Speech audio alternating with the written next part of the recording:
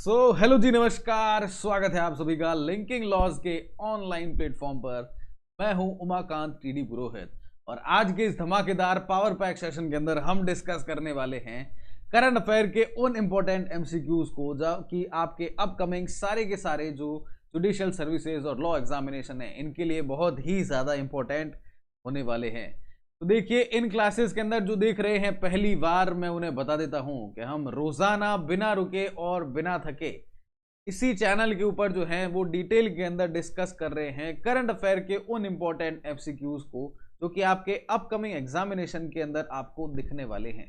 साथ ही साथ में हम यहां पर लिंक कर रहे हैं स्टैटिक जीके को और प्रीवियस ईयर के अंदर क्वेश्चन पेपर जो आए हुए हैं, जो प्रीवियस ईयर के जो क्वेश्चन पेपर्स हैं उनके अंदर कैसे कैसे क्वेश्चंस आ रखे हैं, उन सभी को भी हम इन क्लासेस के अंदर यहाँ पर डिस्कस कर रहे हैं। तो आपके सारे के सारे जुडिशरी एग्जामिनेशन के लिए ये वन स्टॉप सॉल्यूशन होने वाला है अगर आपके सिलेबस के अंदर करंट अफेयर और जीके जीएस का पार्ट आता है। साथ ही साथ में एक अच्छे एडवोकेट और अच्छे एक सिविल जज और भारत के जागरूक नागरिक को उन चीज़ों का पता होना चाहिए जो उसके आसपास में घटित हो रही है। तो ये सारी चीज़ें हम यहाँ पर आज डिस्कस करने वाले हैं। तो without wasting any single further moment, अगर आप इस चैनल के ऊपर पहली बार है, सबसे पहले तो सब्सक्राइब वाला बटन दबा लीजिए क्योंकि डेली आपको ये क्लासेस मिलने वाली है। और इस सेशन को यार लाइक और शेयर करना बिल्कुल भी मत भूलिए। पहला प्रश्न आ चुका है आपके सामने, आपकी स्क्रीन के ऊपर। बहुत ही आसान प्रश्न है और एग्जाम के अंदर आने की संभावनाएं भी इतनी ही ज्यादा है।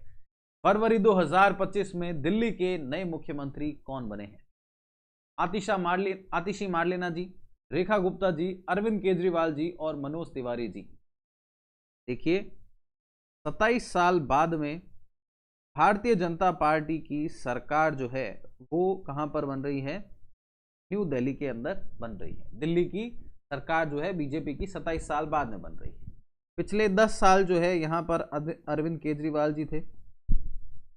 2013 का इलेक्शन जीता उन्होंने, कुछ दिन सरकार चली, इसके बाद में इस्तीफा दे दिया। 2015 और 2020 तीन इलेक्शन जो है वो आम आदमी पार्टी जीते। अरविंद केजरीवाल जी 3 बार मुख्यमंत्री बने। 2020 का जो कार्यकाल था, लास्ट में आते आते इन्होंने इस्तीफा दे दिया था और इसके बाद में आतिशी मार्लेना जी जो है वो दिल्ली की चीफ मिनिस्टर बनी। के बाद में अब जब इलेक्शन हुआ है तो वहां पर भारतीय जनता पार्टी की सरकार जीत करके आई है। बहुत ज्यादा न्यूज के अंदर है, ये चीजें बहुत ज्यादा ट्रेंड के अंदर है। तो क्वेश्चन यहाँ के से आने की संभावनाएं काफी ज्यादा है। ये दिल्ली की 4th जो है चीफ मिनिस्टर रहेंगी रेखा गुप्ता जी। यहां पर ऑप्शन नंबर बी है सही जवाब, जो कि महिला चीफ मिनिस्टर है। इनसे पहले कौन कौन रह चुके हैं? तो इनसे पहले देखिए, ये है रेखा गुप्ता जी, जिनको इस बार दिल्ली का chief minister Bharatiya Janata party से आते हैं और इन्हें बनाया गया है।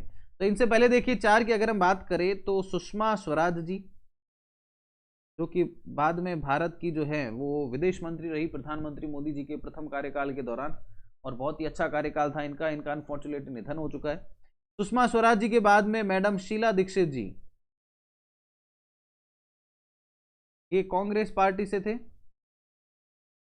सुषमा स्वराज जी बीजेपी से। के बाद में तीसरे नंबर पर महिला चीफ मिनिस्टर बनी मैडम आतिशी मार्लेना जी।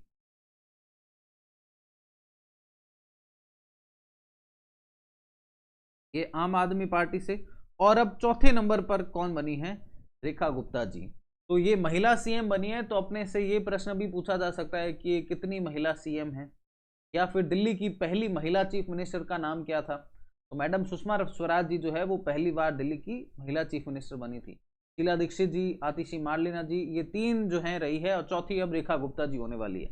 नेक्स्ट क्वेश्चन है दोस्तों यहाँ पर, फरवरी 2025 में ब्रह्मपुत्र पर अंतरदेशीय जल मार्ग परिवहन इनलैंड वाटरवेज ट्रांसपोर्ट टर्मिनल जो है वो ब्रह्मपुत्र के ऊपर बनाया गया है। इसका उद्घाटन फरवरी 2025 में कहां पर किया गया? ये देखिए, ये है इनलैंड वाटरवेज टर्मिनल, जिसका फोटोग्राफ मैं आपके लिए आपकी स्क्रीन के ऊपर लेकर के आ चुका हूं। मेरे पीछे जो आपको फोटोग्राफ दिखाई दे रहा है, ये ब्रह्मपुत्र के ऊपर जो इनलैंड वाटरवे टर्मिनल बनाया गया है। Now what is terminal? जहां पर कई सारे जो वाटरवेज हैं वो आकर के मिले और यहां से क्या है कि परिवहन जो है वो और ज्यादा सुलभ हो चुके। ये है इनलैंड वाटरवेज टर्मिनल, इसका ये ब्रह्मपुत्र के ऊपर बनाया गया है। इसका उद्घाटन कहां पर किया गया है? गुवाहाटी, डिब्रूगढ़, जोगी घोपा और तेजपुर। तो मतलब हुआ तो आसाम के अंदर है, पर हुआ कहां पर है, कौन सा जिला है, ये यहां पर पूछा जा रहा है। हाँ, जो भी हमारे साथ में है, आपको आपके आंसर्स कमेंट सेक्शन के अंदर लिखने हैं और अपना स्कोर जरूर लिखना है। कोई दिक्कत नहीं है, मैं जो हमारे प्रीवियस क्लासेस है उनके कमेंट्स के अंदर देख रहा हूँ कि कह रहे हैं कि 2 सही हो रहे हैं, 4 से 5 सही हो रहे हैं, कोई दिक्कत नहीं है, चाहे एक ही सही हो सारे क्वेश्चन में से, पर अपने को रोज अपना स्कोर लिखना है। स्कोर लिखेंगे तो अपने को पता रहेगा कि हाँ भाई इतने सही हुए हैं। और एक बार से पार नहीं पड़ने वाली है, एक बार इस क्लास को करो, 1-2 बार और बार बार इन क्लासेस को देखो। Revision is the key, GK GS current affair का सीधा सीधा फंडा है, रिवीजन इज द की। जितना ज्यादा आप रिवीजन करेंगे उतना ज्यादा क्या है कि आपका जीवन आसान होने वाला है, उतनी चीजें आप एग्जाम के अंदर रिकॉल कर पाएंगे। 2-3 बार इन क्लासेस को देखा करिए, तब जाकर के क्या ये सारे क्वेश्चन दिमाग के अंदर बैठ जाएंगे, सारी इंफॉर्मेशन बैठ जाएगी। तो इसका आंसर क्या है, तो inland waterways transport terminal Brahmaputra के अंदर जो बनाया गया, जो कि नेशनल वाटरवे 2 के ऊपर है, वो आसाम का जो जोगी घोपा है, यहाँ पर इसका उद्घाटन किया गया है फरवरी 18, 2025 को। तो इस क्वेश्चन का आंसर क्या हो जाएगा, ऑप्शन नंबर सी। ब्रह्मपुत्र पर अंतरदेशीय जल मार्ग परिवहन टर्मिनल का उद्घाटन आसाम के जोगी घोपा के अंदर किया गया है। अब यहाँ पर देखो नाम आया है वाटरवेज का, तो मैं आपके लिए एक नक्शा लेकर के आ चुका हूं, एक मैप लेकर के आ चुका हूं, जिससे कि हम समझते हैं कि वाटरवेज क्या है। हमने हाईवेज तो सुने, हाईवेज क्या होता है, सड़क से जो हम रास्ता तय करते हैं, जैसे भारतमाला एग्जाम्पल के तौर पर, एक्सप्रेसवेज है, दिल्ली यमुना एक्सप्रेस, ये यमुना एक्सप्रेसवे है, पूर्वांचल एक्सप्रेसवे है ना, तो आगरा लखनऊ एक्सप्रेसवे, ये सब क्या है, हाईवेज है, सड़क के ऊपर चल रहे हैं। वैसे ही क्या है कि हमारे देश के अंदर हजारों नदियां हैं और इन नदियों का इस्तेमाल जो है वो परिवहन के लिए आदि अनादि काल से होते हुए आ रहा है। हम अगर इंडस वैली सिविलाइजेशन की भी बात करें तो वहां पर भी जो है वाटरवेज का इस्तेमाल होता था। अब यहाँ पर क्या है कि हमारे honourable prime minister Shri Narendra Modi ji जब से सत्ता के अंदर आए तो उन्होंने इसके ऊपर काफी ज्यादा जोर दिया है। और ये सही फंडा भी है कि सड़क से जो है, सड़क की एक लिमिट है हाईवे की, कि इतने ट्रक एक समय में चल सकते हैं और जितने ज़्यादा ट्रक चलेंगे उतना ज़्यादा पोल्यूशन होगा और हमें और ज़्यादा जो है वो लैंड लेकर के और ज़्यादा चौड़ी सड़कें बनानी पड़ेगी, महंगा भी पड़ेगा। वहीं पर जो वाटरवेज हैं वो एग्जिस्टिंग पहले से नदियां हमारे यहाँ पर है, हमें इंफ्रास्ट्रक्चर जो है वाटरवेज का तो डेवलप नहीं करना है, टर्मिनल बनाने के लिए हमारे को करना पड़ेगा और आदि अनादि काल से इस्तेमाल भी होता रहा है।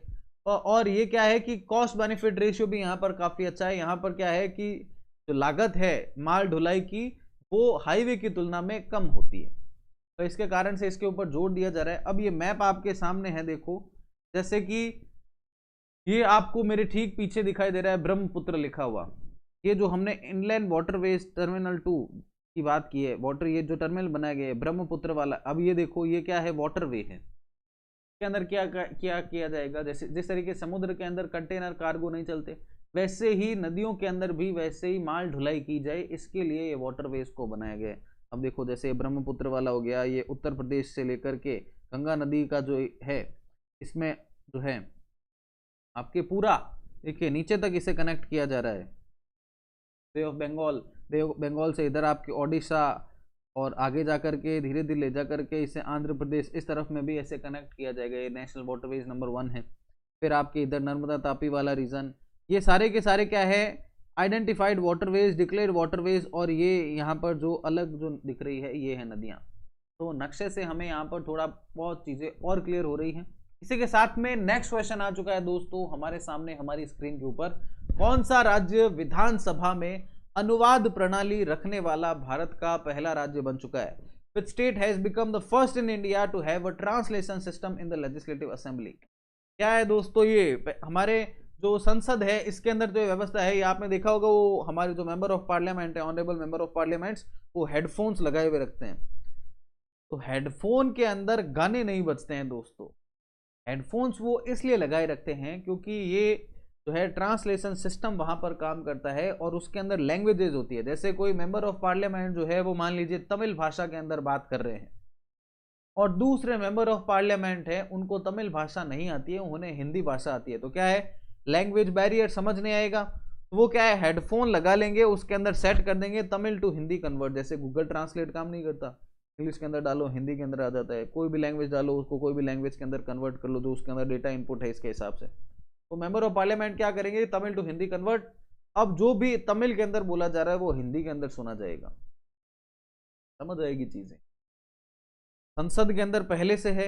अब क्या किया है कि उत्तर प्रदेश राज्य जो है वहां पर क्या है, वहां की विधानसभा के अंदर भी ऐसा सिस्टम लगाए गए हैं और ये भारत का पहला राज्य बन गया है। तो मेरे UP, Bihar, MP, Chhattisgarh, Jharkhand, Gujarat Haryana judiciary वाले दोस्तों, जहां पर भी जीके जीएस सिलेबस के अंदर है, ये क्वेश्चन आपके लिए बहुत ज्यादा इंपॉर्टेंट बन गया है। ये भारत का पहला राज्य है और यूपी के अंदर तो क्वेश्चन पक्का ही आने वाला है। तो क्या है, भारत का पहला राज्य बन चुका है जहां पर विधानसभा के अंदर अनुवाद प्रणाली जो है इसका इस्तेमाल किया जाएगा। तो यूपी हो गया इसका सही जवाब, ऑप्शन नंबर ए। अब देखिए, Uttar Pradesh assembly becomes the first in the country with the translator facility. The proposal will be reviewed by the ruling committee, implemented after approval. Chief minister Yogi Adityanath जो है, इन्होंने ट्रांसलेशन रिहर्सल जो है इसका भी जो है पूरा टेस्टिंग की गई है। अब यूपी के अंदर क्यों किया जा रहा है भैया? हिंदी तो बोली जाती है, ऐसा तो है नहीं कि यूपी की विधानसभा के अंदर कोई तमिल तेलुगु बोलेगा और जो तो आपके माननीय विधायक महोदय हैं उनको समझ नहीं आएगा। पर यूपी हमारा इतना बड़ा राज्य है यार, यहाँ पर अलग अलग तरीके की बोलियां बोली जाती है, जैसे कि अवधी है, ब्रज भाषा है, भोजपुरी है, बुंदेलखंडी है, इंग्लिश है। इन भाषाओं के अंदर ट्रांसलेशन किस तरीके से होता है, क्या नहीं होता है, इसकी पूरी चेकिंग की गई है। देखो फोटोग्राफ में आपके लिए लेकर के आया हूँ। ये आप हेडफोन लगाए हुए देख रहे हैं योगी जी को, ये हेडफोन इसीलिए लगाया गया है जिससे कि चेक कर रहे हैं कि हाँ भाई जो बोला जा रहा है वो सही ट्रांसलेट होकर के आ भी रहा है या नहीं आ रहा है, या ऐसे ही हम हेडफोन लगा रहे हैं यहाँ पर। राइट, तो ये रहेगा। इसके बाद में नेक्स्ट क्वेश्चन आ चुका है दोस्तों, भारत का पहला open air art wall museum का उद्घाटन कहां पर किया गया है? Where was the India's first open air art wall museum inaugurated? देखो, आर्ट वॉल म्यूजियम क्या है, नाम से पता चल रहा है। दीवारों के ऊपर क्या है कि बढ़िया चित्रकारी वित्रकारी जो है बना करके और आर्ट वॉल म्यूजियम बनाया गया। ये एक एआई से बनाई हुई इमेज है, कुछ इस तरीके से लगभग जो है वो होने वाला है आर्ट वॉल म्यूजियम का इलाका। ओके, तो ये कहां पर है जो इसका उद्घाटन किया गया? ऑप्शन है हमारे पास में हैदराबाद, चेन्नई, नई दिल्ली और कोलकाता। तो union minister mister Jitendra Singh जो है इन्होंने किया है इनोग्रेट भारत का पहला open air art wall museum. Bharat का पहला है, प्रश्न भी आएगा ये कहां पर हुआ है? मौसम भवन न्यू दिल्ली के अंदर जो है इसका उद्घाटन किया गया है। ये देखो कहां पर किया गया है, ऑप्शन नंबर सी, नई दिल्ली के अंदर। ये देखो इसका इनोग्रेशन कर रहे हैं एमओएस जितेंद्र सिंह। ये देखो क्या किया गया है, आर्ट वॉल म्यूजियम, दीवार के ऊपर जो है क्या किया गया है, तस्वीरें बनाई गई है ना। सीवर स्टॉर्म वार्निंग का ये इमेज जो है यहाँ पर इसे बनाया गया है, आर्ट वॉल म्यूजियम। ये म्यूजियम जो है ये मार्क कर रहा है 150 year journey of India's meteorological department. भारत का जो मौसम विभाग है, जो कि आजकल एक्यूरेट दे रहा है सारी सूचनाएं, ये कहते हैं बारिश आएगी तो बारिश आएगी, आंधी आएगी तो आएगी। पहले होता था कि मौसम विभाग कहता था, वो काम होता नहीं था। अब एक्यूरेसी आ रही है। 150 साल हो गए हैं इस इंडियन मेट्रोलॉजिकल डिपार्टमेंट को। और मेट्रोलॉजिकल डिपार्टमेंट ने, आपको याद है ना हमारी क्लास के अंदर हमने डिस्कस किया था, 2024 को जो है वो वार्मेस्ट ईयर घोषित किया है। जनवरी को भी वार्मेस्ट, जनवरी 2025 को घोषित किया गया आईएमडी के द्वारा। ये जो है आर्ट म्यूजियम को डेवलप किया है in collaboration with Delhi street art.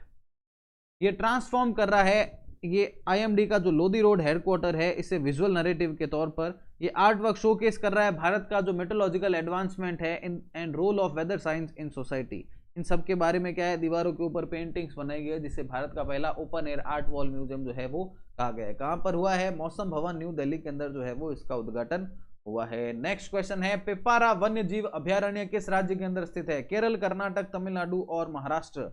ये देखो सच ब्यूटी, भारत वाकई में एक विविधताओं वाला देश है। अलग अलग जगहों पर हमें अलग अलग सुंदर सीनरीज देखने को मिलती है। तो पेपारा वाइल्ड लाइफ सेंचुरी जो है वो कहां पर है? ऑप्शन नंबर ए, केरला के अंदर जो है ये स्थित है।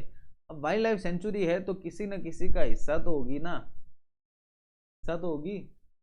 कौन सा नेशनल पार्क है? तो Periyar tiger reserve conservation foundation जो है इन्होंने क्या किया है, इंट्रोड्यूस किया है एक रियल टाइम मॉनिटरिंग और नेटवर्क सिस्टम। कहां पर? Peppara wildlife sanctuary, Periyar tiger reserve कहां पर है? केरला के अंदर स्थित है। और इसी पेरियार टाइगर रिजर्व है, इसी का हिस्सा है ये wild life sanctuary. Periyar national park भी है। ये देखो पेरियार टाइगर रिजर्व, इस तरीके से जो है फोटोग्राफ से काफ़ी चीज़ें हमें याद रहती है, इसलिए मैं इमेजेस का काफ़ी ज़्यादा इस्तेमाल करता हूँ हमारी इन क्लासेस के अंदर।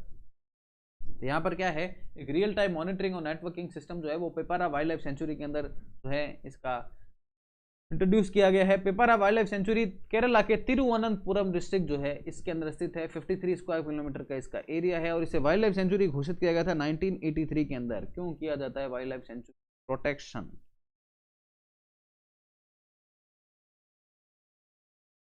सरकार की ओर से प्रोटेक्शन मिले इसके लिए वाइल्ड लाइफ सेंचुरी। सेंचुरी के अंदर जो है पेपारा डैम का कैचमेंट एरिया भी आता है। निम्न में से किस नेशनल पार्क के अंदर पेपारा डैम स्थित है? ये क्वेश्चन पूछ लिया ना, जीवन जहर हो जाएगा दोस्तों। कहां पर स्थित है? पेरियार नेशनल पार्क वाला जो रीजन है, पेपारा वाइल्ड लाइफ सेंचुरी, यहां पर ये स्थित है। कौन सी नदी के ऊपर बनाया हुआ है पेपारा डैम को? कर्माना नदी के ऊपर बनाया हुआ है। कौन सी नदी है? कर्माना नदी। ये नया सिस्टम जो लाया गया है ये एम कर रहा है to enhance wild life protection and conservation efforts in the reason.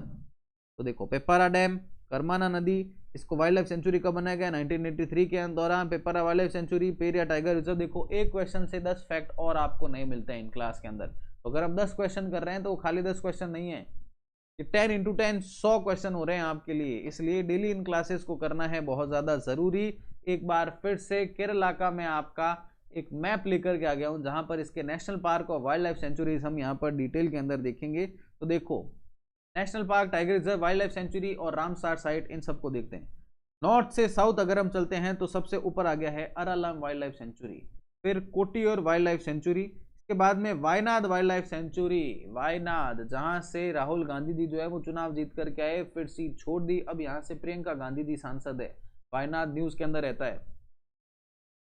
इसके बाद में आपके Malabar wildlife sanctuary, Karimpuzha wildlife sanctuary और इसके ठीक नीचे आ जाता है साइलेंट वैली नेशनल पार्क। बहुत ही ज्यादा important, silent valley national park भूलना बिल्कुल भी नहीं है। नेशनल पार्क तो भूलना ही है, वाइल्ड लाइफ सेंचुरी चाहे आप भूल जाओ, नेशनल पार्क कभी भी नहीं भूलने का। इसके बाद में साइलेंट वैली से अगर हम नीचे चलते हैं तो यहाँ पर आ जाता है Chulannur peafowl wildlife sanctuary. इसके बाद में आपका चिमोय वाइल्ड लाइफ सेंचुरी, पीछे Peechi Vazhani wildlife sanctuary, फिर इधर परम्बिकुलम टाइगर रिजर्व वाला इलाका, Parambikulam national park, Eravikulam national park, Anamudi Shola national park, Mathikettan Shola national park, Periyar national park, इधर आपका वेम्बनाद कोल वेटलैंड, कैसे भूल सकते हो यार, Mangalavanam bird wild life sanctuary, पंबुदम शोला नेशनल पार्क। तो देखो नेशनल पार्क कितने कितने हो गए, पहले तो ये लिखते हैं। नेशनल पार्क इंपॉर्टेंट है, नोट्स तो बना रहे हो ना अपने, बनाते रहो। देखो सबसे पहले कौन सा आ गया? Silent valley national park. इसके बाद में दूसरा कौन सा आ गया? Parambikulam national park. इसके बाद में इराविकुलम नेशनल पार्क।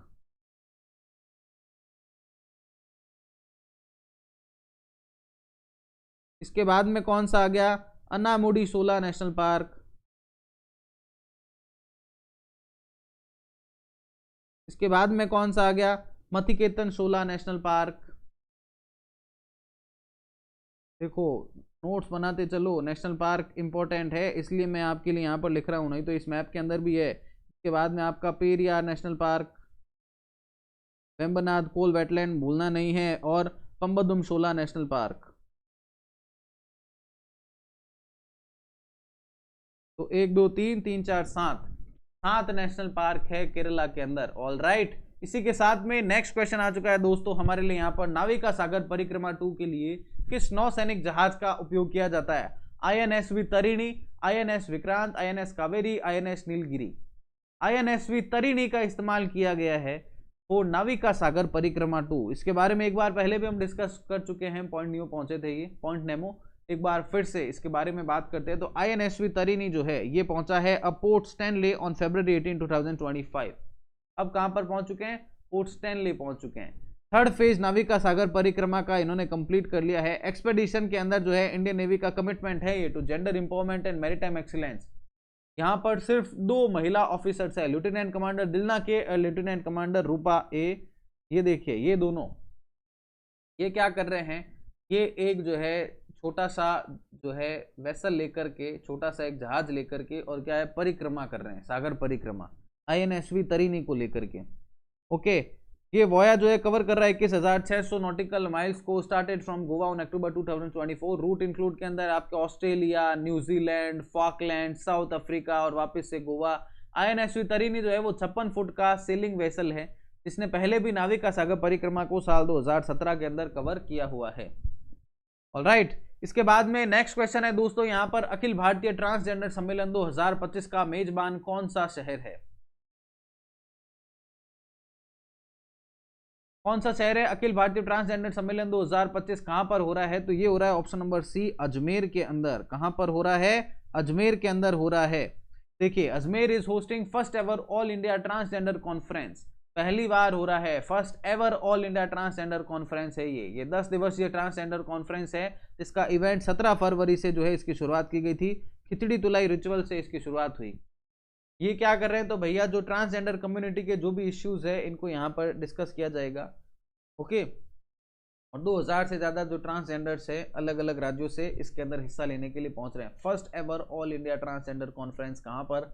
अजमेर के अंदर आयोजित हो रही है। मेरे ठीक पीछे आपको इसका फोटोग्राफ दिखाई दे रहा है। नेक्स्ट क्वेश्चन है दोस्तों, यहाँ पर कौन सा राज्य भाषिनी के साथ समझौता ज्ञापन पर हस्ताक्षर करने वाला पहला उत्तर पूर्वी राज्य जो है वो यहाँ पर बन चुका है? ऑप्शन है त्रिपुरा, असम, नागालैंड और Mizoram. Which state has become the first north eastern state to sign a memorandum of understanding with Bhashini? तो त्रिपुरा है यहां पर इसका सही जवाब। Government of Tripura has signed an MOU with digital India Bhashini division under MeitY to promote regional languages in governance. अब भाषिनी क्या है? देखो, त्रिपुरा जो है इसने डिजिटल इंडिया भाषिनी डिवीजन के साथ में जो क्या किया है, एक MOU साइन किया है। भाषिनी क्या है? तो भाषिनी जो है डिजिटल इंडिया इनिशिएटिव का एक पार्ट है जो कि रियल टाइम ट्रांसलेशन को इनेबल करता है। Speech to text, voice to voice communication Bharat की 22 भाषाओं के अंदर क्या करता है? Real time translation. बोल रहे हो तुरंत से वो ट्रांसलेट हो रहा है किसके अंदर? जिस लैंग्वेज के अंदर आपको ट्रांसलेट करना है। आप बोल रहे हो हिंदी के अंदर, वहां पर ट्रांसलेट करके इंग्लिश के अंदर जो है वो ट्रांसलेट कर देगा। भाषिनी यहाँ पर ये जो इन्होंने साइन किया है, इससे क्या होगा? तो ये इंटीग्रेट कर रहा है CM हेल्पलाइन को, ई विधान को, किसान सहायता ऐप को, ई डिस्ट्रिक्ट्स को, अमार सरकार, CCTNS, इन सबको। किस लिए? Multilingual governance. भाषा जो है ये बैरियर नहीं बनना चाहिए, इसके लिए भाषिनी जो है इसे बनाया गया। त्रिपुरा जो है वो पहला नॉर्थ ईस्टर्न और ईस्टर्न राज्य बन चुका है और ओवरऑल ये 8th ऐसा राज्य है जिसने MOU साइन किया है भाषिनी के साथ में। भाषिनी कौन से मंत्रालय के अधीन आता है? तो ये मैती के अधीन में आता है। नेक्स्ट क्वेश्चन है दोस्तों, एशियन वाटरबर्ड सेंसस 2025 इसे कौन से ऑर्गेनाइजेशन के द्वारा कंडक्ट किया जा रहा है? तो society for environment and development, Bombay natural history society, Aranya environment organisation और ग्रीन पीस इंडिया। तो option number B, Bombay natural history society जो है इसके द्वारा जो है एशियन वाटरबर्ड सेंसस का क्या किया जा रहा है? कंडक्ट करवाया जा रहा है। एशियन वाटरबर्ड सेंसस 2025 जो है इसने रिकॉर्ड किया है 39,725 bird from 106 species in Coringa wild life sanctuaries and nearly wetlands. ये एक सिटीजन साइंस प्रोग्राम है जिसे सपोर्ट करता है ये वेटलैंड और वाटर बर्ड कंजर्वेशन को ग्लोबली। इसे हर साल जो है वो किया जाता है और ये इंटरनेशनल वाटर बर्ड सेंसस जो है ये हिस्सा है। और 1987 के दौरान जो है ये शुरुआत किया गया था इसका इंडियन सब कॉन्टिनेंट के अंदर। भारत के अंदर जो है इसे अर्ली जनवरी के अंदर बॉम्बे नेचुरल हिस्ट्री सोसाइटी के द्वारा किया जाता है और साथ साथ में wild life institute of India भी जो है इसके साथ में रहता है।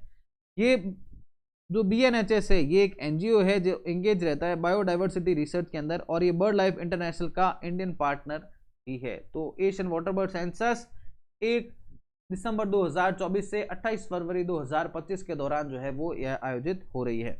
नेक्स्ट क्वेश्चन है, लेजिम किस राज्य का पारंपरिक लोक नृत्य है? तमिलनाडु, महाराष्ट्र, राजस्थान, कर्नाटक। तो क्या हुआ है दोस्तों, रिसेंटली वो विकी कौशल वाली पिक्चर आई है छावा, इसके अंदर क्या है कि एक डांस सीक्वेंस जो है वो लेजिम डांस का था और इससे विवाद छिड़ गया है। तो लेजिम डांस जो है वो महाराष्ट्र जो है इसका पारंपरिक लोक नृत्य है। इसके बारे में अगर हम जानते हैं तो लेजिम डांस का एक सीन जो है वो छत्रपति संभाजी महाराज की जो पिक्चर आई है इसके अंदर आए हैं। इससे क्या है, महाराष्ट्र के अंदर कंट्रोवर्सी छिड़ गई है। लेजिम एक ट्रेडिशनल फोक डांस है महाराष्ट्र का, इससे परफॉर्म किया जाता है wooden stick fitted with jingling symbols और ये जो है डांस और राइगरियस फिजिकल ड्रिल है जिससे ऑफनली जो है 2-4 के फॉर्मेशन के अंदर या सर्कल बना करके जो है इसका क्या किया जाता है, परफॉर्मेंस की जाती है। इसमें ढोल और ढोलकी ये सब भी साथ में रहते हैं, कोई भी विंड और स्ट्रिंग इंस्ट्रूमेंट साथ में नहीं रहता है। तो ट्रेडिशनली पहले क्या है कि सारे फोक डांसेस के अंदर इस्तेमाल किया जाता था। ये देखो, ये है लेजिम, क्या ये है लेजिम। अब क्या है, ज्यादातर इसका जो गणपति जी के जो गणपति महोत्सव होता है इसके अंदर इसका इस्तेमाल लेजिम का ज्यादा किया जाता है। अब छत्रपति संभाजी महाराज जो है वो छत्रपति शिवाजी महाराज के पुत्र हुआ करते थे। 1681 के दौरान जो है इन्होंने अपने हाफ ब्रदर राजाराम के साथ में युद्ध जीतने के बाद में सत्ता के ऊपर आए थे। इसी के साथ में नेक्स्ट क्वेश्चन है, which ministry has launched MSME team initiative to empower small businesses in adopting digital commerce. तो वाणिज्य और उद्योग मंत्रालय, वित्त मंत्रालय, विद्युत मंत्रालय और एमएसएमई, कौन सा मंत्रालय जो है वो इसके लिए काम कर रहा था? तो एमएसएमई जो है इन्होंने लॉन्च किया है MSME team initiative. Now what is this? तो एमएसएमई ने लॉन्च किया है MSME trade enablement and marketing team initiative to help small businesses adopt digital commerce. यहाँ पर 277.35 करोड़ का जो है बजट रखा गया 3 साल के लिए। क्या करेंगे ये? तो 5 लाख एमएसएमई को ओएनडीसी के ऊपर लेकर के आएंगे। ओएनडीसी क्या है? Open network for digital commerce. अब ये क्या है? तो जिस तरीके से ये फ्लिपकार्ट और अमेजॉन क्या है, मार्केट प्लेस है। आप कोई भी अपना प्रोडक्ट है वो फ्लिपकार्ट अमेजॉन के ऊपर लिस्ट करके बेच सकते हैं, वो अपना सर्टेन कमीशन लेते हैं। वैसे ही क्या है, एमएसएमई जो है देश के अंदर जो छोटे छोटे लघु कुटीर उद्योग है उनको क्या है, ऑनलाइन प्लेटफॉर्म प्रोवाइड करवाने की कोशिश की जा रही है। ओएनडीसी बेसिकली सरकारी फ्लिपकार्ट अमेजॉन है और इसके ऊपर 5 लाख जो है कम से कम एमएसएमई को इसके ऊपर लेकर के आएंगे, जिससे कि उनका मार्केट भी जो है वो और बढ़े, वो भी ऑनलाइन और ज्यादा जा सके। ये इनिशिएटिव फोकस कर रहा है ऑन इंक्लूसिविटी, टारगेट कर रहा है 50% वुमन लैंड एंटरप्राइजेस को। एमएसएमई यहाँ पर क्या है, डिजिटल स्टोर फ्रंट इनको मिलेगा, पेमेंट सॉल्यूशन, लॉजिस्टिक सपोर्ट जो है ओएनडीसी के द्वारा मिलेगा। 150 से ज्यादा वर्कशॉप इसके अंडर में जो है वो आयोजित करवाई जाएगी, जिससे कि एमएसएमई को जो है वो सिखाई जाएगी किस तरीके से आप ऑनलाइन जा सकते हैं, जिससे कि और ज्यादा जो है वो इनका बिजनेस जो है वो बढ़ पाए। नेक्स्ट क्वेश्चन है दोस्तों, हाल ही में किस संस्थान ने नकली चंद्रमा की मिट्टी से सिलिकॉन कार्बाइड को निकाला है? Which institution recently extracted silicon carbide from simulated moon soil? IIT Bombay, IIT Kanpur, IIT Madras और IIT Delhi. IIT Bombay, IIT Kanpur, IIT Madras और IIT दिल्ली, इसने क्या किया है, नकली चंद्रमा की मिट्टी से सिलिकॉन कार्बाइड निकाला है। तो देखिए IIT मद्रास जो है इनके रिसर्चर्स ने क्या किया है, सिलिकॉन कार्बाइड जो है वो एक्सट्रैक्ट किया है from simulated moon soil adding further lunar habitat construction. इससे क्या होगा कि जब जमीन हमारे यहाँ पर कम पड़ जाएगी तो हम चंद्रमा के ऊपर जाकर के बनाएंगे घर। वो जो घर वर बनाएंगे उसके लिए कंस्ट्रक्शन किससे किया जाए, कौन सी मिट्टी से किया जाए? तो इसके लिए क्या किया है, पहले तो क्या है कि जो चंद्रमा की मिट्टी है वैसी नकली मिट्टी यहाँ पर बनाई गई, और इसमें से भी क्या है कि ये जो सिलिकॉन कार्बाइड है ये एक्सट्रैक्ट करके देखा गया कि भैया ये काम की है या नहीं है। तो अब इससे क्या है, ये आसान हो रहा है कि हाँ भाई चंद्रमा के ऊपर भी जो है वो घर बनाया जा सकेगा। सिलिकॉन कार्बाइड जो है इसे कार्बोनरम के नाम से भी जानते हैं, एक सिंथेटिक क्रिस्टलाइन कंपाउंड होता है सिलिकॉन और कार्बन का। ये एक्सट्रीम हार्ड होता है और हाई थर्मल कंडक्टिविटी भी होती है, मतलब कितनी ज्यादा गर्मी हो जाए इसका फर्क नहीं पड़ता है। और वेयर ऑक्सीडेशन, केमिकल रिएक्शन, इनसे भी क्या है एक्सीलेंट ये रेजिस्टेंस को प्रोवाइड करवाता है। इसके कारण से भी बहुत ज्यादा जो है यहाँ पर इंपॉर्टेंट है। तो एक बार क्विकली जो है वो सारे के सारे क्वेश्चन हमने क्या क्या देखे हैं आज वो देख लेते हैं। तो पहला, दिल्ली के नए मुख्यमंत्री कौन बने हैं? मैडम रेखा गुप्ता जी, हमने देख लिया है। इसके बाद में जो है inland waterways transport terminal Brahmaputra के ऊपर कहाँ पर बनाया गया? जोगी घोपा के ऊपर बनाया गया है। इसके बाद में कौन सा जो स्टेट है वो पहला बन चुका है भारत के अंदर जहां पर क्या है कि ट्रांसलेशन सिस्टम विधानसभा के अंदर है? तो यूपी के अंदर कर दिया गया है। फिर आपके भारत का पहला open air art wall museum कहां पर? नई दिल्ली के अंदर। आईएमडी के 150 साल हो रहे हैं इसको लेकर के ये किया गया है। फिर आपके पेपारा वाइल्ड लाइफ सेंचुरी कहां पर है? तो केरला के अंदर है। कौन से टाइगर रिजर्व का ये हिस्सा है? तो पेरिया टाइगर रिजर्व का हिस्सा है। पेरिया टाइगर रिजर्व देख लिया हमने। इसके बाद में हमने केरला के national park, wild life sanctuary, ये भी हमने ढंग से डिटेल के अंदर मैपिंग देख ली है। फिर नाविका सागर परिक्रमा 2 कौन से नौसैनिक जहाज का उपयोग किया जाता है? INSV Tarini, option number A था इसका सही जवाब। ये क्या है क्या नहीं है पूरा प्रोजेक्ट हमने जो है इसे देख लिया है। फिर हमने देखा ऑल इंडिया ट्रांसजेंडर कॉन्फ्रेंस पहली बार हो रही है का मेजबान कौन सा शहर है, तो अजमेर शहर है, ये भी हमने देख लिया है। फिर भाषिनी के साथ में समझौता करने वाला पहला उत्तर पूर्वी राज्य त्रिपुरा बन चुका है। फिर हमने देख लिया एशियन वाटरबर्ड सेंसस भारत के अंदर के संगठन के द्वारा बॉम्बे नेचुरल हिस्ट्री सोसाइटी के द्वारा होती है। ओके, फिर लेजिम किस राज्य का पारंपरिक लोक नृत्य का हिस्सा है, तो ये महाराष्ट्र का हिस्सा है, ये भी हमने देख लिया है। फिर एमएसएमई टीम पहल किसने शुरुआत की, कौन सा मंत्रालय है, तो जो एमएसएमई का मंत्रालय है इसी ने एमएसएमई टीम पहल क्यों किया है, एमएसएमई को ओपन नेटवर्क डिजिटल प्लेटफॉर्म जो है आपका फ्लिपकार्ट अमेजॉन वाला इसके ऊपर लेकर के आना है, इसके लिए किया गया है। किस संस्थान ने नकली चंद्रमा की मिट्टी से सिलिकॉन कार्बाइड निकाला है, तो आईआईटी मद्रास ने निकाल लिया है। सारी चीजें हमने देख ली है। इसी के साथ में हमारा आज का ये पावर पैक सेशन इतना ही था। आशा करता हूं आपको हमारा आज का ये सेशन पसंद आया है, आपको एग्जाम वर्दी इंपॉर्टेंट इन्फॉर्मेशन मिली है, तो इस सेशन को लाइक करना बिल्कुल भी मत भूलिए, शेयर भी कर दीजिए इस सेशन को, और कमेंट करके जरूर बताइए आज का सेशन कैसा लगा, ये स्कोर आपका आज का कितना है। ऑलराइट, पहली बार चैनल के ऊपर है तो सब्सक्राइब वाला बटन दबाना बिल्कुल भी मत भूलिए। मिलते हैं आप सभी से नेक्स्ट सेशन के अंदर, तब तक stay fit, stay strong, link your life with the law only on linking laws. मिलते हैं आप सभी से नेक्स्ट सेशन के अंदर। Thank you so much for joining us.